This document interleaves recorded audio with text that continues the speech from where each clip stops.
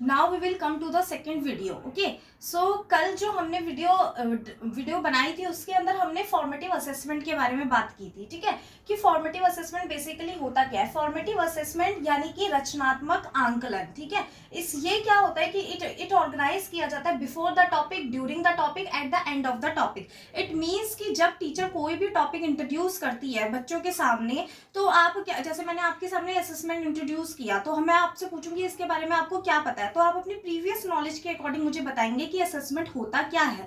ठीक है, तो मुझे थोड़ा आइडिया लग जाएगा, हाँ बच्चों को ये चीज पता है। ठीक है, फिर ड्यूरिंग द टॉपिक जब मैं आपको पढ़ा रही हूँ तब भी मैं आपसे क्वेश्चन पुट अप कर सकती हूँ, जिससे मुझे पता चल जाएगा कि आप कितना अटेंटिवली क्लास में बैठे हैं और इंटरेस्ट लेके पढ़ रहे हैं।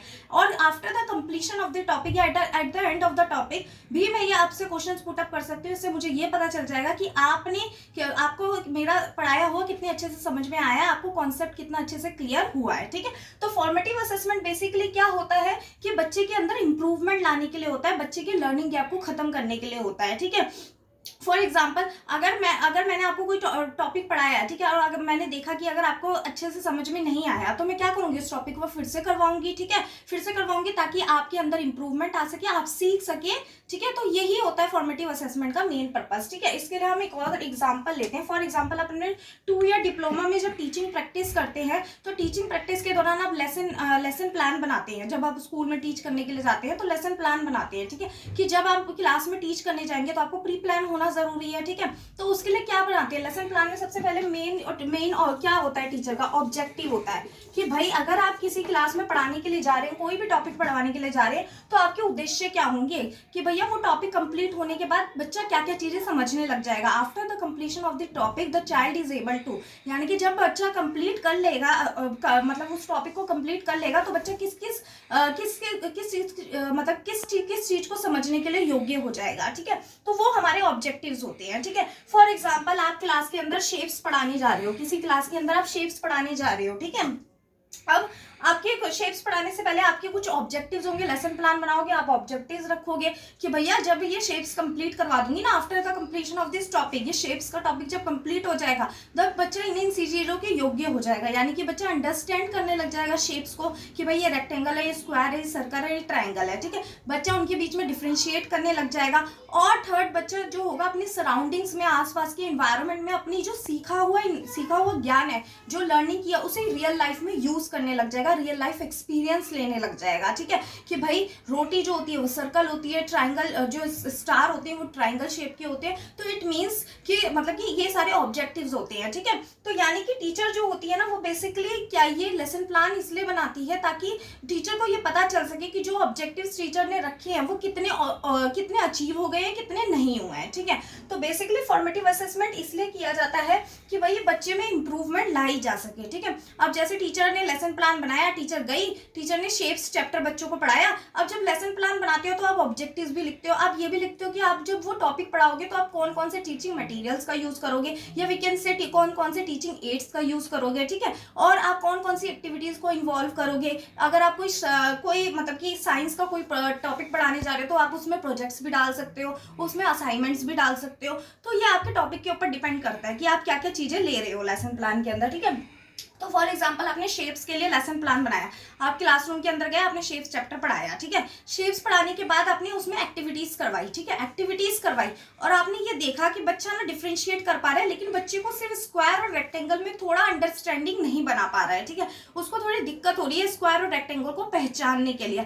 अब आपको क्या पता चल गया कि बच्चे को दिक्कत हो रही है। अब जब नेक्स्ट लेसन प्लान आप बनाओगे, आपको लग रहा है कि वो टॉपिक बहुत सारे स्टूडेंट्स हैं जिनको ना रेक्टेंगल और स्क्वायर में डिफ्रेंशिएट करने में, अंडरस्टैंड करने में दिक्कत हो रही है, तो आप क्या करोगे, उस टॉपिक को फिर से रिपीट करोगे। ठीक है, तो वही फिर से जब रिपीट करने के लिए जब आप लेसन प्लान बनाओगे तो उसमें आप बहुत सारी एक्टिविटीज इन्वॉल्व करोगे ताकि उसमें बच्चे को डिफरेंशिएट अंडरस्टैंड कर पाए कि भाई ये रेक्टेंगल है, ये स्क्वायर है। इस तरीके से एक्टिविटीज आप उसमें इन्वॉल्व करोगे। अब जब नेक्स्ट डे में आपने शेप्स चैप्टर पढ़ाया, आपने वो सारी एक्टिविटीज बच्चों के सामने रखी और करवाई, तो अब आपने देखा कि आप बच्चे जो है प्रॉपर तरीके से समझ पा रहे हैं, अंडरस्टैंड कर पा रहे हैं रेक्टेंगल की शेप को और स्क्वायर की शेप को। ठीक है, तो इट मीन्स बच्चे में क्या हुआ, इंप्रूवमेंट हुआ। ठीक है, बच्चा जो पहले नहीं समझ पा रहा था वो समझने लग गया। ठीक है, तो ये सारी जो एक्टिविटीज होती है वो सब किसका पार्ट होती है, फॉर्मेटिव असेसमेंट का। ठीक है, तो फॉर्मेटिव असेसमेंट बेसिकली क्यों किया जाता है, ताकि to improve the to improve the learning of the child, to improve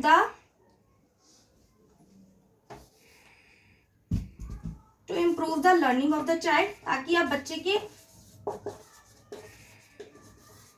के अंदर लर्निंग को इम्प्रूव कर सको, ठीक है। और टू मिनिमाइज द या रिड्यूस द लर्निंग गैप, ताकि आप लर्निंग गैप को क्या कर सको, मिनिमाइज कर सको, रिड्यूस कर सको, ठीक है। जो बच्चा जो सीखने में अवरोधन उत्पन्न हो रहा है आप उसको खत्म कर सको, ठीक है। और एक और चीज सबसे इंपॉर्टेंट कि फॉर्मेटिव असेसमेंट का पर्पस ये होता है कि अगर बच्चे को समझ में नहीं आ रहा तो आप ये फाइंड आउट करोगे, to find out the problem of the student, कि बच्चे की प्रॉब्लम क्या है, बच्चे को क्यों समझ में नहीं आ रहा, ठीक है। और basically problem of the student या चाइल्ड है, या आप प्रॉब्लम से और एक अच्छा वर्ड निकाल सकते हो, to find out the needs of the student, कि भाई बच्चों की पॉजिटिव टर्म्स है नीड्स, कि बच्चे की जरूरत क्या है, बच्चे को क्यों नहीं समझ में आ रहा है। तो यही फाइंड आउट करना क्या होता है, फॉर्मेटिव असेसमेंट का पर्पस होता है, ताकि उसमें इंप्रूवमेंट की जा सके, ठीक है। और ये समेटिव असेसमेंट, फॉर्मेटिव असेसमेंट हम कंप्लीट कर चुकी है, ठीक है।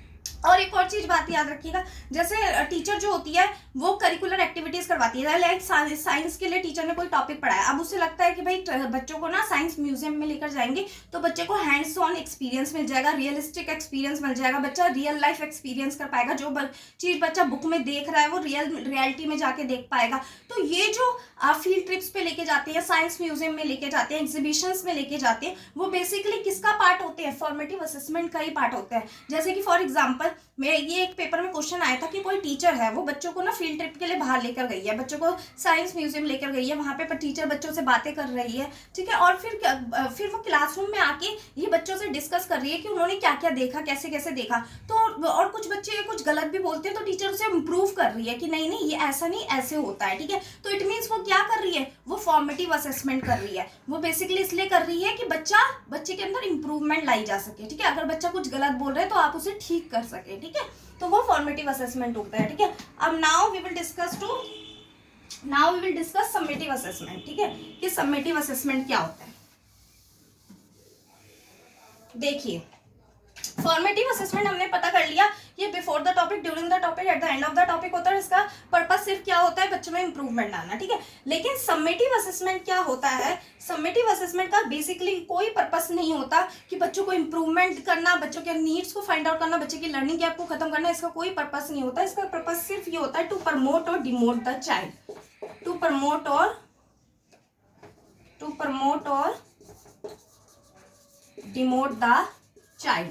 इट मीन्स कि अगर बच्चे ने अच्छा परफॉर्म किया है पूरे, मतलब अगर बच्चा 5th क्लास में थ्रू आउट द ईयर उसने अच्छा परफॉर्म किया है और उसकी मेंटल लेवल, मतलब कि उसमें ये योग्यता है कि वो उसमें ये एबिलिटी है कि उसे 6th क्लास में प्रमोट करना चाहिए, तो आप उसे प्रमोट करेंगे। अदरवाइज उसमें योग्यता नहीं है, उसका मेंटल लेवल 6th क्लास के अकॉर्डिंग नहीं है, तो आप उसमें ही डिमोट कर देंगे। तो इसका कोई पर्पस नहीं है कि आप उसमें इंप्रूवमेंट करें, उसके लर्निंग गैप को खत्म करें, नहीं। आप मार्क्स देंगे, उसको ग्रेड देंगे, जो भी देंगे उससे बस उसको क्या करेंगे, प्रमोट करेंगे या डिमोट द चाइल्ड, ठीक है। और ये बेसिकली ऑर्गेनाइज किया जाता है और eight the end of the term,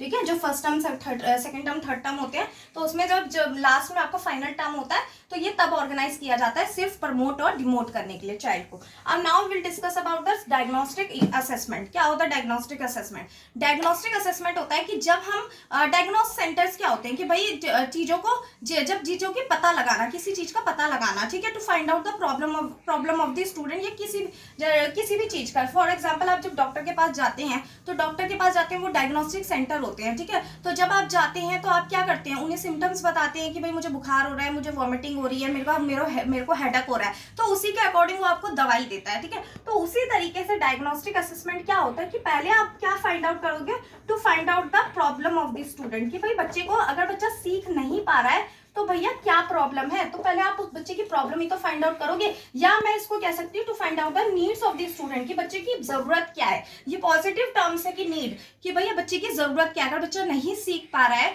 बच्चे को सीखने में अवरोधन उत्पन्न हो रहा है, तो आप उसको क्या कर सकते हो, आप उसकी जरूरत, आप उसको फाइंड आउट करोगे, इसकी जरूरत को फाइंड आउट करोगे, इसकी नीड्स को फाइंड आउट करोगे, इसकी प्रॉब्लम्स को फाइंड आउट करोगे, ठीक है। तो that is called a diagnostic assessment, ठीक है। अब आपने प्रॉब्लम्स को फाइंड आउट कर लिया। रिमेडियल असेसमेंट क्या होता है, टू सॉल्व द प्रॉब्लम,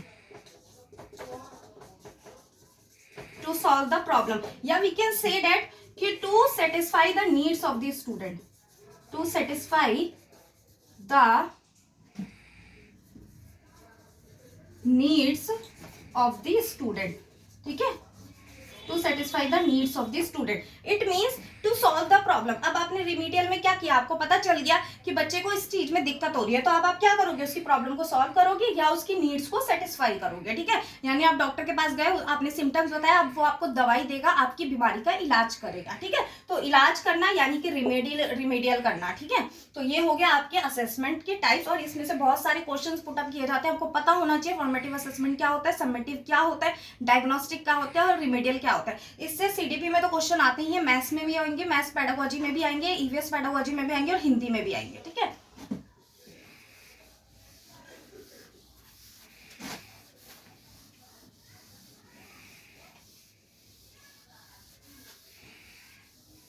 अब हम बात करते हैं, एक और इवेल्युएशन होता है कॉन्टिन्यूअस एंड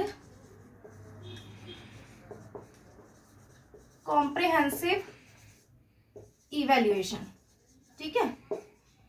इवेल्युएशन जिसे हम बोलते हैं कॉन्टिन्यूअस यानी सतत एवं व्यापक मूल्यांकन, ठीक है। अब एक और चीज याद रखनी है, मैंने आपसे क्या कहा था, फॉर्मेटिव असेसमेंट इसलिए आते थे कि भाई बच्चों के लर्निंग गैप्स को खत्म किया जा सके, ठीक है, और बच्चों के ऊपर बर्डन क्रिएट ना हो, ठीक है, और बच्चों में इंप्रूवमेंट लाई जा सके। अब इसका मतलब ये नहीं है कि आप सतत यानी कॉन्टिन्यूअस बच्चे का टेस्टिंग करेंगे, ठीक है, कॉन्टिन्यूअस बच्चे का क्या करेंगे, इवेल्युएशन करेंगे, असेसमेंट करेंगे। जैसे देखिए कॉन्टिन्यूअस एंड कॉम्प्रिहेंसिव इवेल्युएशन को हम एक तरीके से फॉर्मेटिव असेसमेंट भी बोलते हैं, क्योंकि जो जो चीज आप फॉर्मेटिव असेसमेंट में सोचते हैं ना कि फॉर्मेटिव असेसमेंट क्या होता है, बच्चे के अंदर इंप्रूवमेंट करना, बच्चे की लर्निंग गैप को खत्म करना, उसकी नीड्स को सेटिस्फाई करना, उसी कॉन्टिन्यूअस एंड कॉम्प्रिहेंसिव इवैल्यूएशन का भी सेम मतलब होता है, ठीक है। तो ये कह लो ये इसका एडवांस्ड वर्जन है, ठीक है। तो कॉन्टिन्यूअस क्या होता है, सतत एवं व्यापक मूल्यांकन, यानी कि अब आप बच्चों को कॉन्टिन्यूअस का मतलब ये नहीं है कि आप बच्चों की फ्रीक्वेंट टेस्टिंग करेंगे कि भाई आज टेस्ट ले लिया फिर कल टेस्ट ले लिया परसेंट, नहीं, आप एक स्ट्रक्चर्ड पीरियड ऑफ टाइम में बच्चों का टेस्ट लेंगे। कैसे लेंगे, स्ट्रक्चर्ड पीरियड ऑफ टाइम में, स्ट्रक्चर्ड पीरियड ऑफ टाइम में, या हम कह सकते हैं कि आप बच्चों को फ्रीक्वेंट टेस्टिंग, ठीक है, बच्चों की फ्रीक्वेंट टेस्टिंग नहीं करेंगे, ठीक है, बार बार बच्चों का टेस्ट नहीं लेंगे, स्ट्रक्चर्ड पीरियड ऑफ टाइम में लेंगे, ठीक है। दैट इट मींस कॉन्टिन्यूअस का मतलब क्या है कि आप स्ट्रक्चर्ड पीरियड ऑफ टाइम में लेंगे, एक ना कि आप फ्रीक्वेंट टेस्टिंग करेंगे, ठीक है। अब कॉम्प्रिहेंसिव क्या होता है, कॉम्प्रिहेंसिव तो वर्ड ही व्यापक मतलब होता है, ठीक है, व्यापक। अब क्या होता है कॉम्प्रिहेंसिव, क्या है, एक व्यापक, बहुत एक ब्रॉड टर्म है। इट मींस कि अब जो सिलेबस होता है, जो करिकुलम होता है, वो उसमें क्या चीज इन्वॉल्व होती है, करिकुलर तो होता है, साथ में को करिकुलर एक्टिविटीज होती है,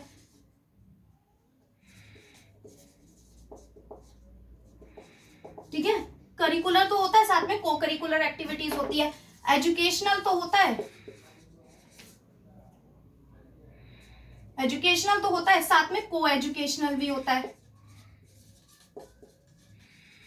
ठीक है। स्कोलास्टिक तो होता है, साथ में को स्कोलास्टिक भी होता है, ठीक है। यानी कि अब सिर्फ क्या करिकुलर एक्टिविटी, मतलब करिकुलर ही नहीं होगा, मतलब कि सब्जेक्ट के ऊपर ही फोकस नहीं किया जाएगा, को करिकुलर एक्टिविटीज भी होगी, यानी एक्स्ट्रा करिकुलर एक्टिविटीज भी होगी, ताकि बच्चे का क्या हो सके, ओवरऑल डेवलपमेंट हो सके, होलिस्टिक डेवलपमेंट हो सके, ठीक है।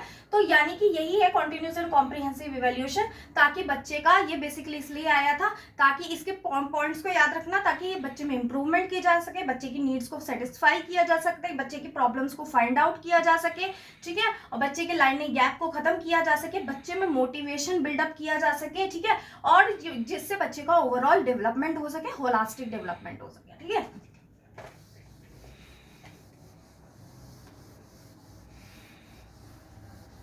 अब हम आएंगे असेसमेंट फॉर लर्निंग,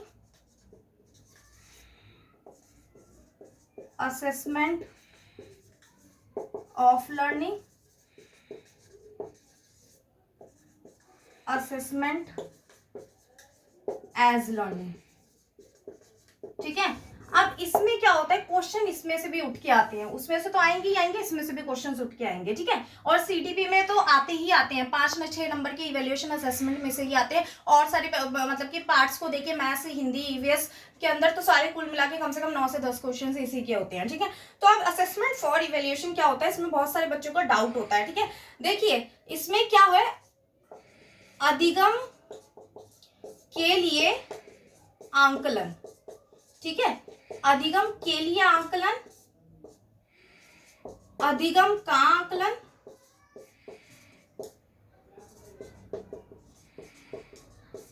या अधिगम के रूप में आंकलन,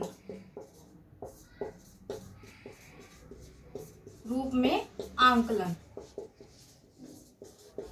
ठीक है। अब इस चीज को समझिएगा, अधिगम के लिए आंकलन यानी जो आंकलन किया जा रहा है वो बेसिकली किस लिए किया जा रहा है, ताकि बच्चा सीख सके, यानी वो अधिगम कर सके, सीख सके। यानी असेसमेंट फॉर लर्निंग को हम बोलते हैं it is also known as formative assessment, ठीक है। इसको क्या बोला जाता है, फॉर्मेटिव असेसमेंट भी बोला जाता है, ठीक है। तो पहले इसको समझते हैं फॉर्मेटिव असेसमेंट क्यों बोला जाता है। देखो अधिगम के लिए आंकलन यानी जो आंकलन हो रहा है वो किसके लिए हो रहा है, अधिगम के लिए हो रहा है। इसमें टीचर का ये मतलब नहीं है कि बच्चे को प्रमोट और डिमोट करना, इसमें टीचर सिर्फ ये चाहती है, टीचर आंकलन कर रही है, बच्चे से क्वेश्चंस पुट अप इसलिए कर रही है ताकि बच्चा सीख सके, सीखने सिखाने की प्रक्रिया चल रही है यहाँ पे, बच्चा सीख सके इसलिए टीचर आंकलन कर रही है, ठीक है। जैसे कि फॉर एग्जाम्पल अगर फॉर एग्जाम्पल जैसे कि ये क्या है, फॉर्मेटिव असेसमेंट, इट मींस कि अधिगम के लिए आंकलन कर रही है, मतलब कि बच्चा सीख सके, ताकि बच्चे के क्या कर सके, बच्चे में इंप्रूवमेंट लाया जा सके, ठीक है। बेसिकली क्या करा जा सके, बच्चे के अंदर इंप्रूवमेंट लाया जा सके। इसका कोई पर्पस नहीं है कि आप बच्चे को प्रमोट करो या डिमोट करो, नहीं, इसका बेसिकली पर्पस क्या है, बच्चे में इंप्रूवमेंट लाई जा सके। टीचर जो आंकलन कर रही है वो किस लिए कर रही है, ताकि बच्चा सीख सके, ठीक है। फॉर एग्जाम्पल आप बच्चे में FA1 दिया, FA2 दिया, ठीक है, FA1 दिया, FA2 दिया, ठीक है। अब टीचर ने देखा कि बच्चे के मैथ्स में ना 30 में से ना 6 मार्क्स आए हैं, ठीक है। अब टीचर क्या करेगी, ये फाइंड आउट करेगी कि भाई बच्चे के 30 में से 30 मार्क्स क्यों आए हैं, क्या मतलब कि इसका रीजन क्या है, क्या मेरा पढ़ाने का तरीका से बच्चे को समझ में नहीं आ रहा, क्या पता ऐसा हो सकता है कि घर के अंदर बच्चे को प्रॉपर इन्वायरमेंट ना मिलता हो, क्या पता स्कूल में बच्चे उसे पढ़ने ना देते हो, क्या पता हो सकता है जिससे उसको इंटरेस्ट नहीं आता उस सब्जेक्ट के अंदर, ठीक है, क्या कुछ भी रीजन हो सकते हैं, ठीक है। तो टीचर क्या करेगी, to find out the need of the student, ठीक है, कि बच्चे को प्रॉब्लम क्या है, बच्चे क्यों नहीं सीख पा रहा है, ठीक है, ठीक है। अब टीचर ने बहुत सारी वो फाइंड आउट किए, रीजंस फाइंड आउट किए, तो टीचर को पता चला कि बच्चा ना विजुअल लर्नर है, ठीक है, विजुअल लर्नर है, ठीक है। बच्चा चीजों को ना देख के जल्दी सीखता है, ठीक है। आपको पता है बहुत सारे लर्निंग स्टाइल्स होते हैं, मतलब कि एक तो ऑडियो लर्नर होते हैं, विजुअल लर्नर होते हैं, टेक्चुअल लर्नर होते हैं। ऑडियो लर्नर वो होते हैं जो सिर्फ आपको सुना देंगे, वो सुन के सीख लेते हैं। विजुअल लर्नर वो होते हैं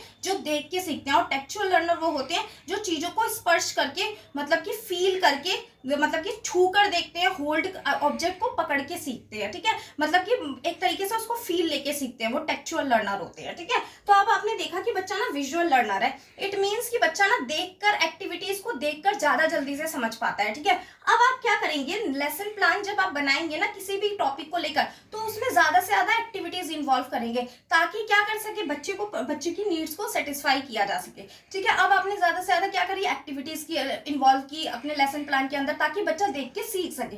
अब भाई फॉर्मेटिव असेसमेंट 2 हुआ, तो अब बच्चे के 30 में से कम 21 मार्क्स आए या 20 मार्क्स आए, यानी कि बच्चे के अंदर क्या हुआ, इंप्रूवमेंट हुआ, बच्चे के लर्निंग गैप क्या हुआ, खत्म हुआ, ठीक है। बच्चे को जो सीखने में अवरोधन उत्पन्न हो रहा था वो क्या हुआ, खत्म हुआ एक तरीके से। तो यही कारण होता है असेसमेंट फॉर लर्निंग। तो यहाँ पे टीचर जो आकलन करती है, फॉर्मेटिव असेसमेंट करती है, वो बेसिकली किस लिए कर रही है, ताकि बच्चा सीख सके, बच्चा अधिगम कर सके, बच्चा सीख सके, ठीक है, ताकि बच्चे में इंप्रूवमेंट लाया जा सके। तो वही है अधिगम के लिए आंकलन, ठीक है। तो उसी तरीके से ये क्वेश्चन आया हुआ था कि एक टीचर जो होती है फील्ड ट्रिप पे लेके जाती है बच्चे को, आफ्टर जो फील्ड ट्रिप से वापस आती है तो वो पूछती है कि आपने क्या क्या देखा। तो वो क्या है, ये फील्ड ट्रिप्स हो गया, ये साइंस एग्जीबिशन हो गया, ये जो आप म्यूजियम वगैरह जाते हो, ये सब क्या है, एक तरह एक्स्ट्रा करिकुलर एक्टिविटीज है। ये किसका पार्ट है, करिकुलम का तो पार्ट है। करिकुलम होता क्या है, करिकुलर और को करिकुलर एक्टिविटीज, ठीक है। तो यानी वो ये किसका पार्ट है, करिकुलम का ही पार्ट है, ठीक है। तो यानी कि वो बेसिकली क्या कर रही है, वो इसलिए कर रही है कि अगर बच्चा कुछ मिस आउट कर दिया, या टीचर ने पूछा आपने क्या क्या देखा फील्ड ट्रिप के दौरान, ठीक है, अब बच्चा ने अगर कुछ रॉन्ग आंसर किया तो टीचर उसको क्या करेगी, इंप्रूव करेगी ताकि बच्चा सीख सके, ठीक है। तो इट मीन्स वो जो भी आंकलन करती है वो किस लिए करती है, ताकि बच्चा सीख सके। इसमें इसका कोई मकसद नहीं है कि बच्चे को प्रमोट करो, बच्चे को फेल करो, डिमोट करो, ऐसा कुछ पर्पस नहीं है इसका। बस ये पर्पस है कि बच्चे की नीड्स को फाइंड आउट करो, ठीक है। नेक्स्ट होता है अधिगम का आंकलन, ठीक है। अब इसका मतलब क्या होता है, अधिगम का आंकलन। यहाँ पे के लिए था ताकि बच्चा सीख सके, उसके लिए आंकलन कर रही थी। इसमें आंकलन किसके लिए कर रही है, अधिगम का आंकलन, यानी जो आपने पूरा साल भर सीखा है ना, अब उसका क्या कर रही है टीचर, आंकलन कर रही है। यानी कि इसका मतलब क्या होता है, ये जो सेकंड है assessment of learning, it is also known as